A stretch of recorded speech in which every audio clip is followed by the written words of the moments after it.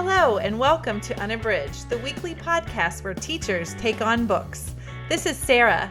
Join us for bookish episodes and a monthly book club pick. This is Ashley. Find us on Instagram, Facebook, and Twitter at UnabridgedPod, or go to our website, unabridgedpod.com, where the books we read are linked for purchase. This is Jen. Check out our Teachers Pay Teachers store, our Patreon page, and our newsletter. Please rate, review, and subscribe on Apple Podcasts to support us. You want opinions about books? We've got them. Hi, and welcome to Unabridged. This is episode 178. Today, we're talking about amazing middle grade books and giving some recommendations for those. Before we get started today, we just want to remind you to rate, review, and subscribe on Apple Podcasts or wherever you listen. It helps us so much. It only takes a second to rate, and that's a big help alone. And if you have extra time to review, that's a big help too. We love sharing those reviews on the podcast, and we listen to what you say and really love hearing your thoughts. So if you could do that, that's a big help. Before we get into our middle grade discussion today, we're going to talk about our current reads and our bookish check-in.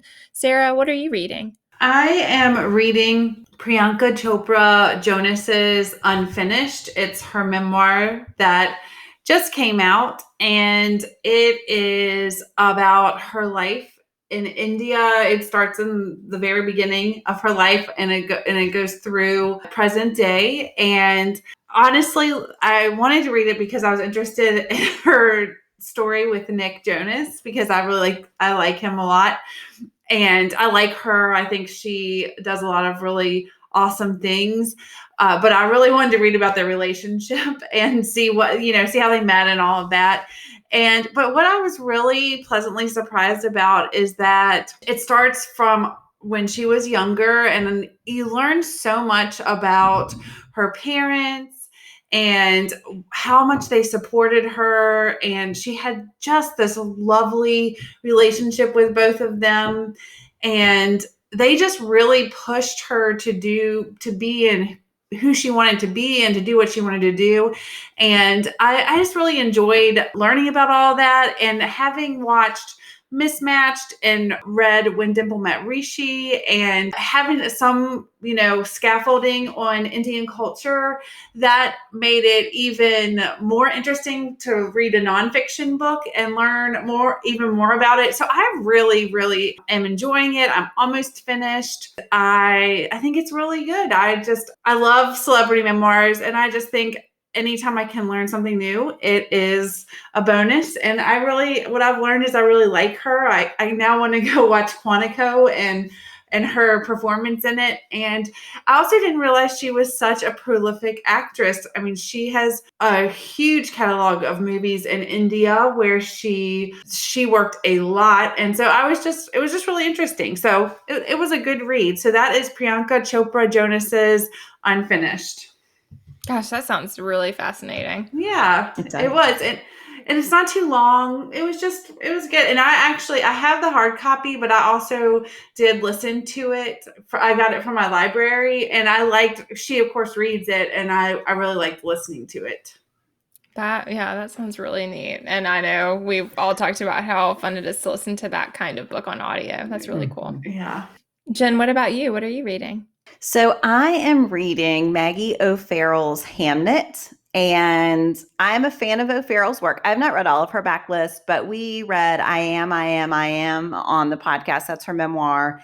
And I loved her novel, This Must Be the Place. So when I saw she had a book that had any relation at all to Hamlet, which is my absolute favorite Shakespeare play, I taught it for many, many years, and I love it so much, I was very excited. And I immediately put it on hold at my library, and it just came in. So I had this mini celebration, and it is great so far. I'm not very far into it, but it takes place during Shakespeare's time. As the title suggests, Shakespeare is not necessarily the main character, but it does shift between perspectives. And This Must Be the Place did that as well. I think that's something that O'Farrell does very well. So far, it started with Hamnet. Hamnet was actually a twin. And when the book starts, I think he's 9, and his twin has fallen ill. And for some reason, there are no adults at their house except his grandfather, who has gotten drunk and is unable to help Hamnet. He's also abusive, so he's trying to get a hold of Hamnet to beat him because Hamnet did something that made him angry.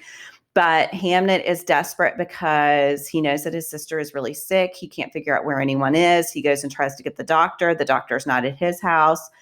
So he goes back and he realizes that his sister has these huge growths on her neck and on her arm. So I'm pretty sure she has the plague.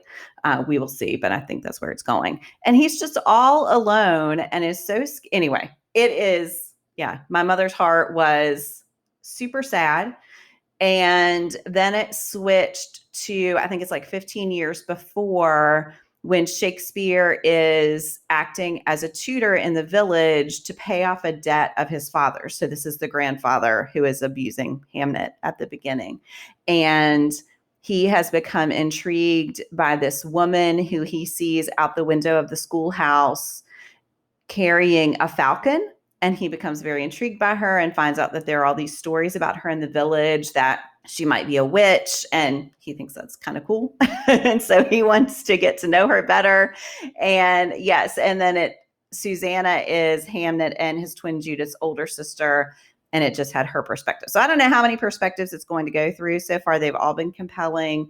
These are all really rich characters. You see the burden that it's putting on Hamnet and his siblings for their dad to be gone so much of the year, that they live with their father's parents, with their grandparents, because he's gone so much. And so I think it's just so far a really rich portrait of a family. And again, of course, I can't wait to see. I'm sure Hamlet is going to come into it at some point. I'm very ready. So I'm anxious to see, how that's worked in. But as with O'Farrell's other work, the writing is gorgeous. The characters are compelling. And so I'm just kind of along for the ride. We'll see what happens. Wow, I loved I Am by her, but I haven't read any of her other work, but that sounds really interesting. Yeah. I actually think both of you would like This Must Be the Place. I know Sarah was not as big a fan of the memoir, but This Must Be the Place is great. And it has this whole subplot about a movie star who decides she doesn't want to be a movie star anymore. And so she goes into hiding, that Sarah, I think you in particular would very much enjoy. Ashley, what are you reading? Listeners, I'm just going to let you know that we're having some audio issues and we're going to work those out, but I'm watching Sarah and Jen crack up because I can't quite hear them. So I got the visual cue that I'm supposed to talk now, and then we're going to try to fix our audio. Anyway, it's fine. So I wanted to share about Talia Hibbert's Act Your Age, Eve Brown. I have shared my love for Talia Hibbert's work. I read Chloe Brown's book and also Dani Brown, and was so excited for this one. And Libro FM had the audio of this, so I was very excited to see that it was available on there, and the others I had read and not listened to, so I was also excited to try the listening experience. And so far I absolutely love the narration, and so that's been really fun to see it in that form instead. And so this is about Eve Brown, and in the opening part, so just a little bit of context about the sisters. Their family is very, very wealthy, and they all have a trust fund, and they're given essentially allowances from the trust fund to supplement what they do. But their parents are alive and involved, and they still are monitoring them, and they want them to work and to have their own source of income as well. Eve, unlike her sisters, has not found any continuous work of her own. And so she is much more reliant on the allowance that she gets from the trust fund. So she's tried a lot of different careers, but in the opening part, she set up this wedding business, and she had established a website, and she had gotten everything lined up to do that. And then she had a pretty spectacular failure with a friend who'd gotten married, and that's at the opening part. And immediately she pulls down her website and gives up on her business. And her mom discovers this because her mom shares the website address with a friend so that they can share it for somebody who's getting married. And the friend lets her mom know that the site, she's getting an error message and the site's not found. And that's how her parents discover that she's bailed on yet another business. And she's had quite a few. Chloe is a website designer. And so in Get a Life, Chloe Brown, some of that is all about her website design. So Eve has been taking advantage of her sister's skill and has tried a lot of different ones. So she has a bit of her parents have a bit of a moment with her right at the beginning. And they basically say, once this stuff is coming out, that she is no longer going to have any access to the trust fund until she has proven that she can be successful on her own and have her own source of income. And she was currently living in their house. They're giving her 3 months to move out and to start finding her own way. And so they really have felt like they had to give her this nudge. So, as the title suggests, they are trying to get her to act her age, and they're encouraging her to take the step to figure out what she wants to do. And with a bit of serendipity, right after that, she sees a posting for a chef at a cafe in this town and is intrigued by the quaint location. It's a bed and breakfast. And so she's just really intrigued by the area and enters to see about applying for this chef position. And she does have training, even though she hasn't really practiced a lot. She's a great, she has a lot of natural talent and she's got some training. So she is thinking about applying for that. And then meanwhile, we see a little bit of the perspective of Jacob, who is the guy who's doing the hiring and who runs the space. And he is rather curmudgeonly and has a friend who is helping him with these interviews.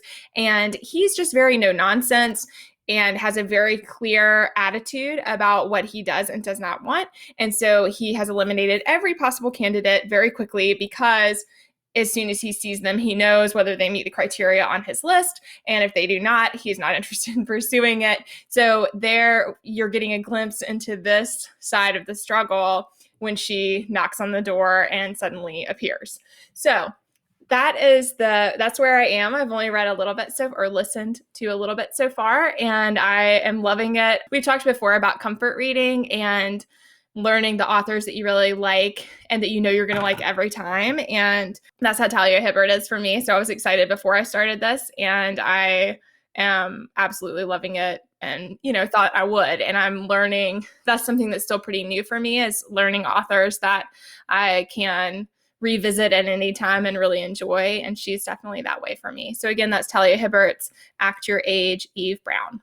I just recently finished that one, and yeah, absolutely loved it. Talia Hibbert is just amazing. I don't know how she has such a magical touch, but her sense of character is just brilliant.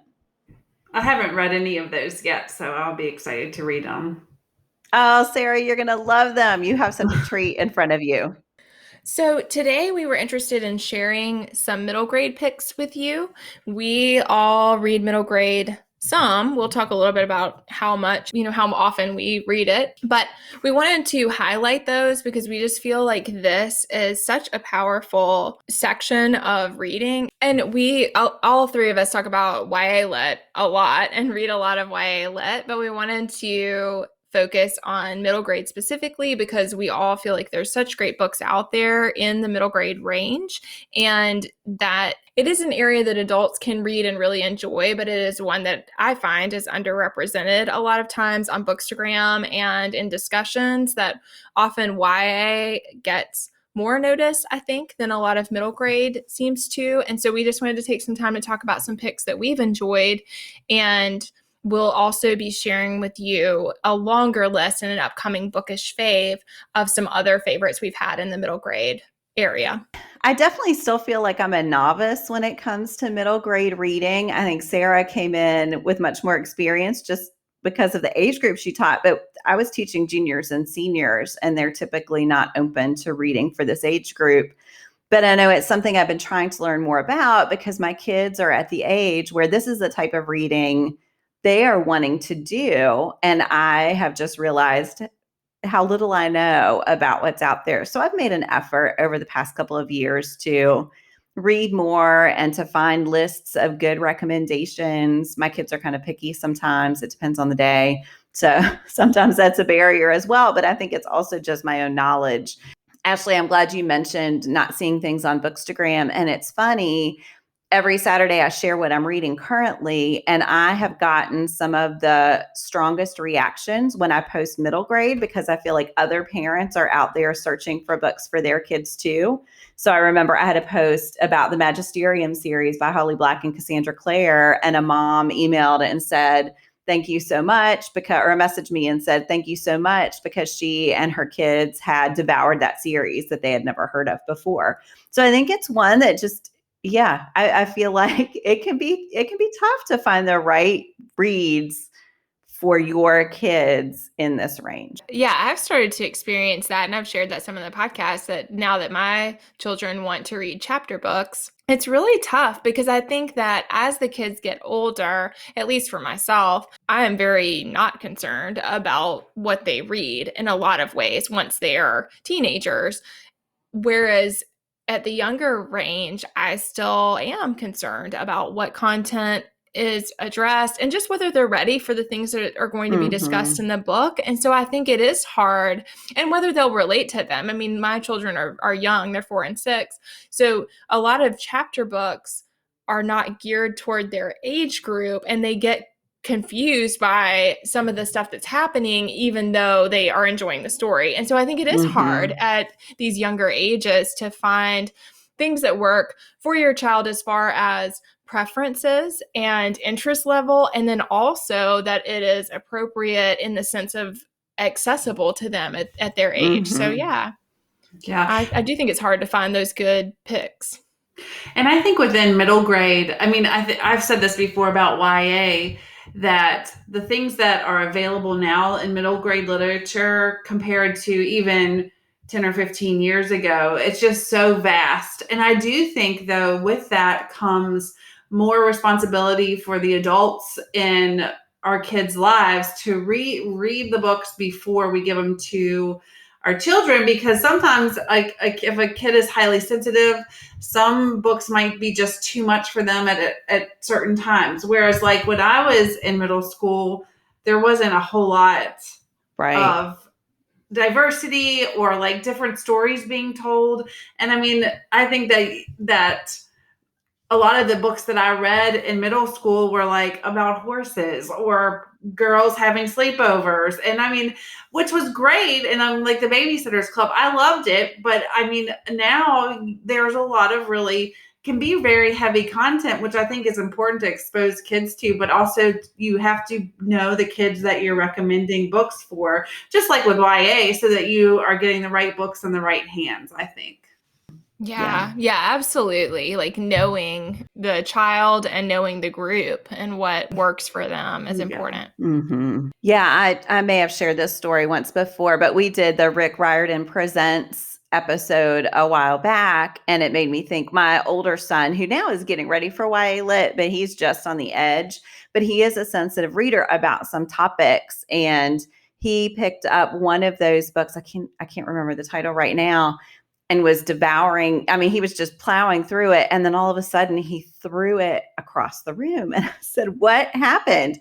And the dog had died in the book. And he would not look at, he was loving it till that point, and he would not look at that book. He would not pick it up again. I said, do you want to try to skip it, or do you want me to read it and see if it gets better? And he said, no, I will not read that book again. So yeah, Sarah, I appreciate what you said about reading it first, because I think I maybe would have anticipated that and would have warned him a little bit. But yeah, I had not pre-read that book. So anyway, it was a tough moment. We had to work through that. Which, I mean, I do think that, of course, for all of us, that is going to happen. We can't always read ahead for kids, and I think that's totally understandable. But I do love when we get the book that we loved in the hands of a kid who also loves it. I mean, that is such a magical feeling, and it is. I understand that about their getting to an age where they can feel somewhat betrayed by the author and by what happens. And I think that's part of growing up. I mean, in part, it's that you're having to learn that things happen that you don't want to have happen. And I think that's part of that maturation process, is realizing that, but it is painful for sure. Yeah. So we had a hard time. We had big, long lists that we each compiled of middle grade reads we've read and enjoyed recently, but we wanted to each just narrow it down to one that we would recommend. And then, like I said, we'll have a bookish fave that gives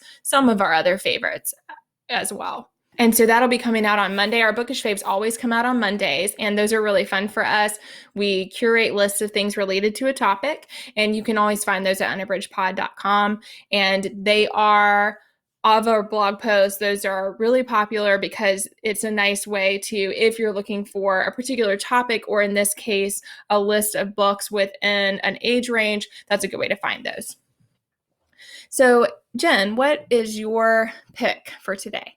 So I am sharing Jewel Parker Rhodes's Ghost Boys. And I think I was thinking again about my sensitive son. I think there are topics that I very much want him to know about. And I think one thing that I really appreciate about middle grade books is just these authors excel at exploring really challenging topics with this age group. I will say this will be a tough read for anyone. It is about a boy named Jerome. He's 12 years old. He is Black, and he is killed very early on in the book by a white police officer. And then Jerome joins other ghost boys who are other Black boys who have been killed unjustly, usually as a result of racism or some sort of violence. In the group of ghost boys in that community that he joins, Emmett Till is there, and Emmett Till acts as a sort of guide for Jerome and helps him work through some of his feelings of anger and betrayal and just acceptance. It's really powerful. I think it's a tough book, but I do think it's important for kids this age to know about things like the story of Emmett Till. And I think this does a good job introducing that part of the history. One powerful part of this book is that Jerome meets Sarah, and she is the daughter of the police officer who killed him. And so she is also very angry and feels very betrayed. And so you see these two kids trying to work through that kind of anger and what forgiveness means and when forgiveness is appropriate. Sarah, through the eyes of Sarah, you see her father struggling with what has happened. And so I think there's a lot of empathy for so many characters in the book. And yet it is very much acknowledging something that I think we need to continue to put at the forefront of our reading and to continue considering ways that we can act against. So it's a tough topic for a middle grade book, but I think this is the right age for it. So again, that's Jewel Parker Rhodes's Ghost Boys.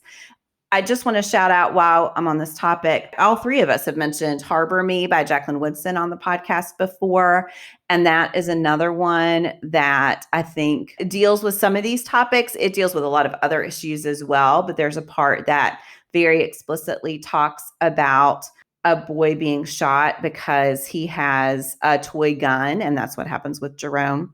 And I think that was one of the better conversations I've had with my son as a result of a book was when we were reading Harbor Me together. And there's a nonfiction book, Tiffany Jewell's This Book is Anti-Racist. I'm always a little fuzzy on the definition of a middle grade book, but I think this one is definitely accessible by the age group. It may even be accessible for students who are a little younger, for kids who are a little younger.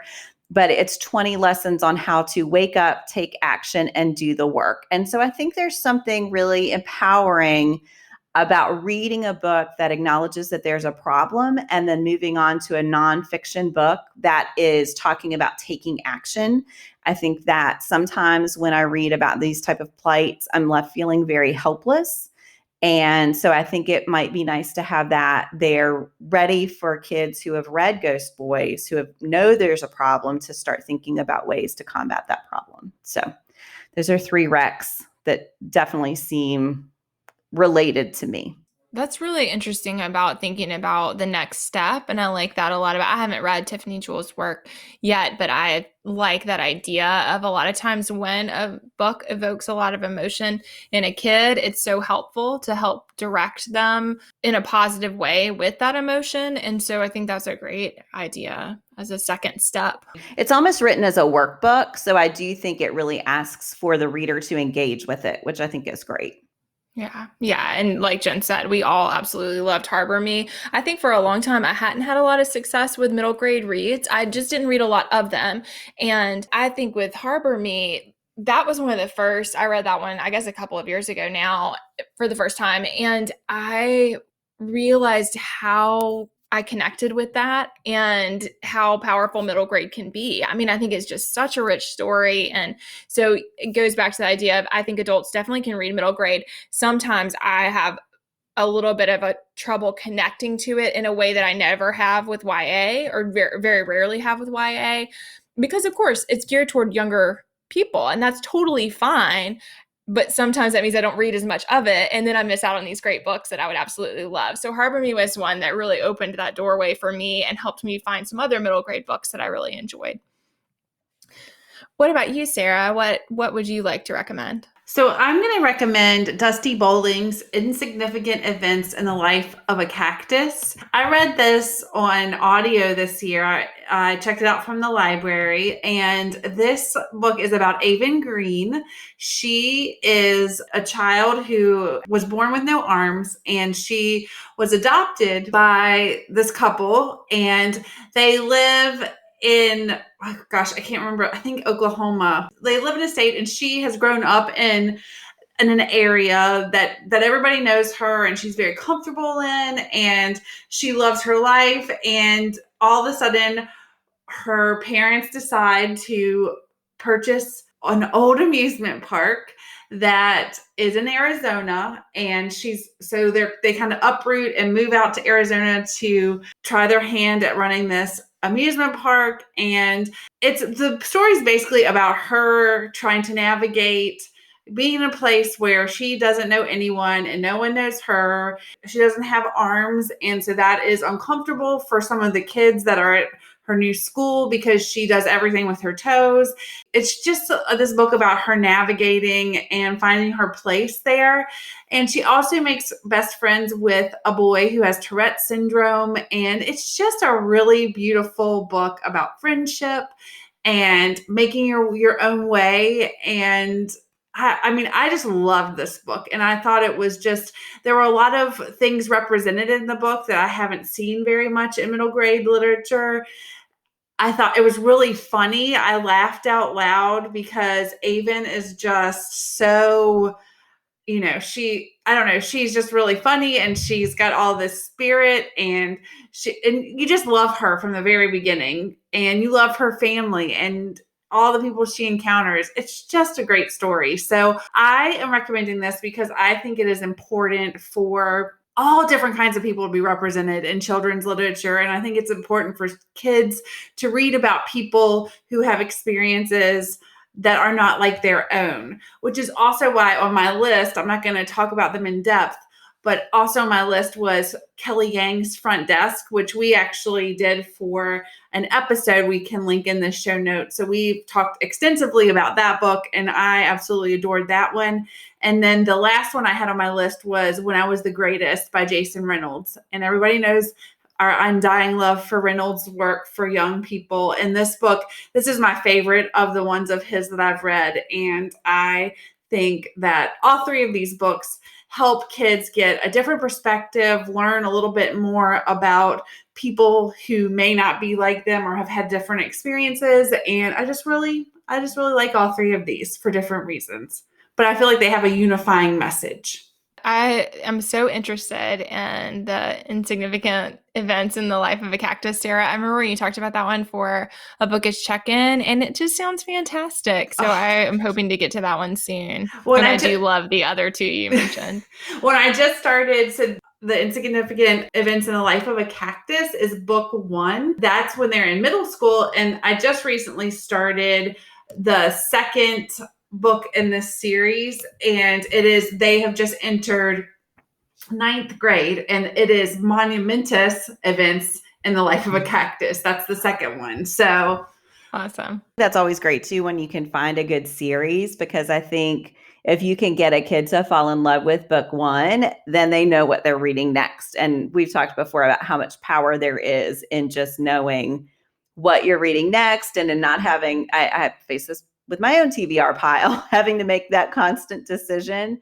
So I think that's awesome. I didn't realize there was a book too. Well, and Front Desk has a sequel too. Yes, I saw that, but I haven't read that one yet either. I haven't either. What about you, Ashley? So the one I wanted to share today, I had a hard time. I mean, we all had some lists of some favorites from middle grade, but one that I wanted to share is Alex Gino's George. I read this one and don't remember sharing it on here, and I absolutely loved it. So this was a nice chance to share that story because I just think it's such a powerful book, and I absolutely loved it. This is the story of George. She is transgender, and at the beginning of the book, she is aware of that, but feels that no one will ever know, that it is a secret, that she knows that everyone sees a boy when they look at her, and that's just the way the world is kind of her feeling in the beginning. And so she does things like she loves to look at girls' magazines and stuff like that. And then she's hiding those from her family because she knows that they would not, she worries that they would not be accepting of her looking at these girls' magazines and being interested in those things. And yet over time, the focal point of this story is about her class putting on a play version of Charlotte's Web. And she wants to be Charlotte. And so a lot of the story is about her wanting to be Charlotte and her wanting there to not be such a strong conflict between her inner life and her outer life and wanting those things to connect. And she also has this great best friend, Kelly, and even Kelly doesn't know a lot about her at the beginning. You know, she doesn't know this inner self that George is having this big conflict with her inner self. Kelly's not aware of that, but over time, Kelly becomes aware of some of the conflict that George is experiencing, and ultimately, I don't want to give too much away. I don't want to ruin the story, but they do some things so that there's an opportunity for George to show who she really is. And they do that in connection to the Charlotte's Web play. And I just think it's a really, again, I don't want to do spoilers because I want you to experience the joy of the story and discovering what happens. But I found what I really loved is that positive affirmation of the fact that who she really is can be who people see, and that there's not a right way to be, and that it's okay to tell about the inner self to other people and to trust that those other people can accept what is true in your inner self. And so I just thought all of that was really masterfully done and is done in a way that I think helps. I think it is both a great story for kids who are struggling with gender to read and to see that other kids might feel that way too, that they are different on the inside than the way that people see them. But I think it also is great for kids who do not have that inner conflict and who can then come to understand what that might feel like for a child who does feel that way. And so I think all of that is just really beautifully done. And I absolutely love the way that the connection between Charlotte's Web and George's inner self, how all of that is woven together is really lovely. And I love that it plays on a classic that I feel like I'm making a lot of unintentional puns here, but I think that it plays on a classic that everyone knows and a story that we all love, and then shows how that connects to George, to her as a character. And so I think all that is just really well done. And it's a very powerful story, but it is not super long. It's not super difficult. And I think it's a great text that can address something that, again, I think we're not always talking about to kids at this age range, but that it is written in a way that is very accessible to them and appropriate for their age group, and, tells an important story. So again, that's Alex Gino's George. And I know that both Jen and Sarah mentioned a couple of other recommendations. And so I just wanted to highlight a couple of others that I absolutely love in middle grade. One is George Takei's They Called Us Enemy. And I think that this is a graphic memoir. I think what it has in common is that idea of feeling like an outsider and that you don't belong, and then finding a way to work through that. And so this is about the internment camps for Japanese Americans and what that was like for his family. And how horrendous that experience was, but also the ways to move forward and to become a part of a society that has done things to hurt you. And then finally, Tana Lies Inside Out and Back Again. That's one I've mentioned before. That is a novel in verse, but it is largely based on her own life experience as a refugee from Vietnam. And that is just a beautiful, beautiful story, very accessible to kids, but shows what the refugee experience is like, how hard it is to leave a home, the choices that people have to make and why they make them, and then what it's like to make that journey and to go to a new place. So I think the things that unite all three are that idea of trying to find yourself amid a world that sometimes doesn't accept you, and finding a way to be comfortable in that space. And so I think you see all of that in the three of those. And I think that's such an important message for kids at the middle grade level, to see books where characters are working through those things so that they have that recognition that other people do feel that way and that there's a way forward and through it. So, yeah. Yeah, I still have not read George, but I love They Called Us Enemy and Inside Out and Back Again. And Lay, I think, I don't know if it's a companion novel in verse or a sequel, but there's one called Listen Slowly that I've seen on lists as well. So again, I think if you find someone who really likes that style, that can be another great way to hook a kid, is to find a format that they enjoy, whether it's a novel in verse or a graphic memoir, or that can be another way to say, hey, here's your next read, which can be, again, really helpful. And Inside Out and Back Again is really quick. Yeah, that's nice to have that feeling of moving through a book, a powerful story quickly. Kids often need that confidence boost. Yeah, for sure. We hope you've enjoyed those recommendations. We would love to hear the middle grade recommendations that you have. So please share those with us on social media at Unabridged Pod. We are so interested in sharing those. Like Jen said, there are lots of parents and teachers out there who are looking for those great picks to reach our middle grade readers. And so we are excited to celebrate those and would love to get your thoughts. And we wanted to end today with our Give Me One. Today, our Give Me One is a thing that made you happy this week. And before we share our thing, I wanted to mention also on our feed on Instagram now, you can go to our feed on Mondays and you can share what your pick is for our Give Me One topic. So be sure to join us for those on Mondays and let us know what your pick is. Sarah, what is a thing that's made you happy this week? So I'm so excited. It actually is happening this evening, but over the holidays, my husband got me a present that was it was called Everyday Kitchen Masterclass that I took and just learned some things about cooking. I love to cook, but I learned some things about like knives and things that I needed to use instead of nonstick pans and things like that. And so the lady, Brie McCoy, who I also have talked about her book on here called Come and Eat, she is doing one-off cooking classes where you make a cocktail and cook a meal, and it's all on Zoom, and you do it together with a group of people. So that is happening tonight, and we're using it as a little date night. I'm going to feed the kids ahead of time. And then I'm going to make the cocktail and the dinner, and we're going to eat it together. So I'm super excited about it. I love that kind of thing. I have all the ingredients, so I'm ready to do it. So I'm very excited. That sounds so much fun for you. That would not be fun for me, but it's very fun for you. That sounds great, Sarah. Listeners, I just need to admit again that I'm having a little bit of audio trouble here, but we're doing our best to finish strong. And so I'm getting a lot of hand gestures to help me through that. And I will make sure that my audio connections are good for next week. Anyway, Jen, what's something that made you happy this week?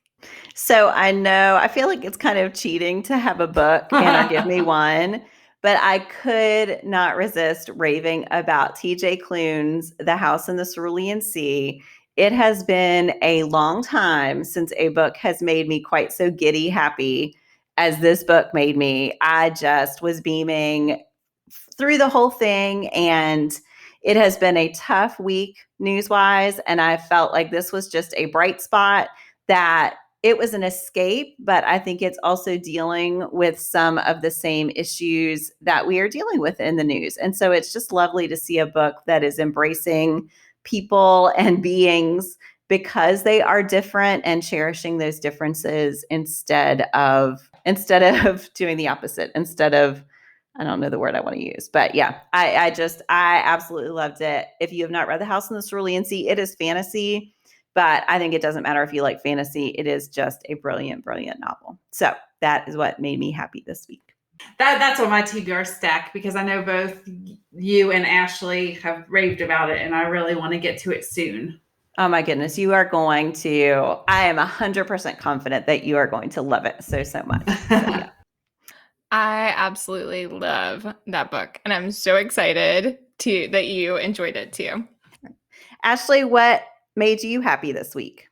So something that I really love that is happening right now is the cherry blossoms are in bloom.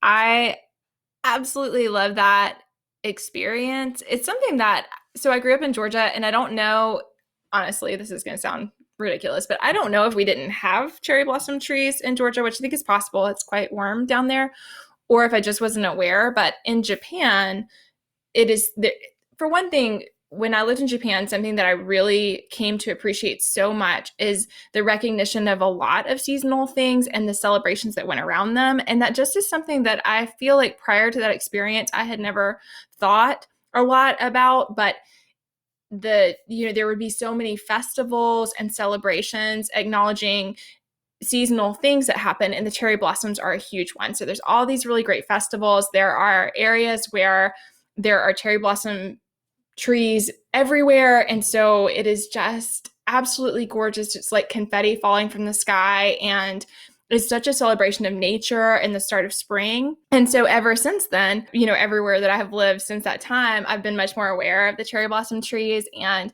I just love them so much. It makes me really happy. And it also, I've had a pretty challenging week, and I am remembering now that I found a lot of comfort last spring when quarantine was first starting and the pandemic was happening. I just found so much comfort in the routine of nature and in the acknowledgement of that the sun still rises and the days get longer and the seasons change, and that we can celebrate those things. And I just find a lot of comfort in that, and it makes me really happy. So that has been, they have just the last couple of days, we have a couple right across the street from us, and just the last couple of days they have started to pop open, and it's been really fun to see. Thank you so much for listening today. We hope you enjoyed our recommendations for middle grade books, and we can't wait to hear the ones that you've enjoyed. And as I said in the beginning, something you can do that's really easy to support the podcast is rate, review, and subscribe. And of course, share with other people if you're enjoying listening. Those are a huge help for us. So thanks for listening. Do you have comments or opinions about what you heard today? We'd love to hear them. You can find us on Instagram, Facebook, and Twitter at Unabridged Pod, or on the web at unabridgedpod.com for a list of ways to support us. We'd like to thank Jared Featherstone, who composed our theme music, Strings of Light, and Katie Amy of Amy Photography, our podcast photographer. Thanks for listening to Unabridged.